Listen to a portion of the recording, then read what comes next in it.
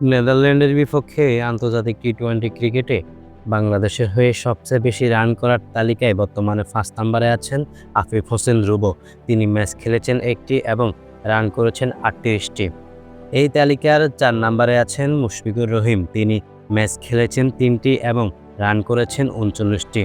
এর তালিকায় 3 নম্বরে আছেন সাইলেন্ট কিলার খ্যাত মাহমুদুল্লাহ রিয়াদ। তিনি ম্যাচ খেলেছেন 3টি এবং রান করেছেন 76টি।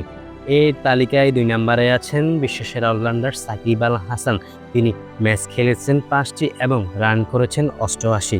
এই তালিকায় 1 নম্বরে আছেন বাংলাদেশ ক্রিকেটের সেরা ব্যাটার তামিম ইকবাল খান। তিনি ম্যাচ খেলেছেন 3টি এবং রান করেছেন 202টি। আগামী 30শে আগস্ট থেকে শুরু হতে যাচ্ছে বাংলাদেশ বনাম নেদারল্যান্ড টি-20 সিরিজ। আপনার কি ধারণা এই সিরিজের সবচেয়ে বেশি রান করবেন কোন ব্যাটার এবং বল হাতে সবচেয়ে বেশি উইকেট নেবেন কে? কমেন্ট বক্সে জানিয়ে দিন আমাদেরকে। এবার দেখা যাক নেদারল্যান্ডের বিপক্ষে বল হাতে সবচেয়ে বেশি সেরা ছিলেন কোন 5 জন বোলার। নেদারল্যান্ডের বিপক্ষে টি-20 ক্রিকেটে বল হাতে সবচেয়ে বেশি উইকেট নেওয়ার তালিকায় 5 নম্বরে আছেন আব্দুর রাজ্জাক। তিনি ম্যাচ খেলেছেন 2টি এবং উইকেট নিয়েছেন 3টি। এই তালিকায় 4 নম্বরে আছেন মাহমুদুল্লাহ রিয়াদ। তিনি ম্যাচ খেলেছেন 4টি এবং উইকেট নিয়েছেন 3টি।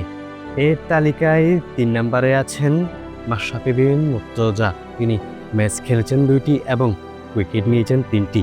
এর তালিকায় 3 নম্বরে আছেন স্পিড স্টার তাসকিন আহমেদ। তিনি ম্যাচ খেলেছেন 3টি এবং উইকেট নিয়েছেন 6টি। তালিকার 1 নম্বরে আছেন বিশ্বসেরা অলরাউন্ডার সাকিব আল হাসান। তিনি ম্যাচ খেলেছেন 5টি এবং উইকেট নিয়েছেন 7টি।